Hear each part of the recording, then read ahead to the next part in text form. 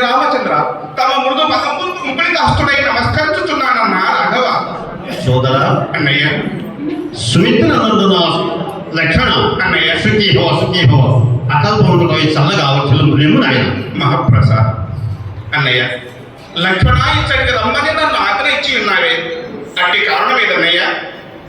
లక్షణ అన్నయ్య, మన తండ్రి అయినటువంటి దశరథ మహారాజు ఆజ్ఞ చేత కిరీటాభరణలు వదిలి అవునన్నయ్య, జటావాలను ధరించి నారచీరలు కట్టుకుని మీ వదినియు నీవును నేనును అరణ్యవాసులు ఏతిచ్చితిమి. అవునన్నయ్య, దండకారణ్యములు పరుణశాలలు కాపురమున్న స్వయంగున మాయలేని కథమున మా తండ్రి అయినటువంటి సీతను పోరాడుచుకొని అరణ్యమంత్రి తిరిగి తిరిగి కానీ సీతను కానక ఎందును నిన్ను కానక నేను నన్ను కానక నీవును అరణ్యమంతయు వెతికితిమి. అవునన్నయ్య, కానీ సీత తాడ ఒప్పించలేదు. అవును, సుగ్రీవుని సహాయం కోరితివి. అవును, సుగ్రీవుడు ఒక ధైర్యం చెప్పినాడు.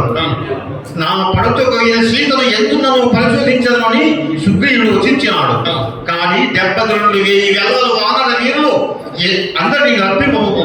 లక్ష్మణ. అన్నయ్య, నేను ఇప్పుడే కిష్కింధాధిపతి అయిన సుగ్రీవుడిని రప్పించదు. ఓహో సుగ్రీవా, అన్నగారి ఆనతైనది వేగరమ కాలం వచ్చుతున్నాను తల్లి కొండ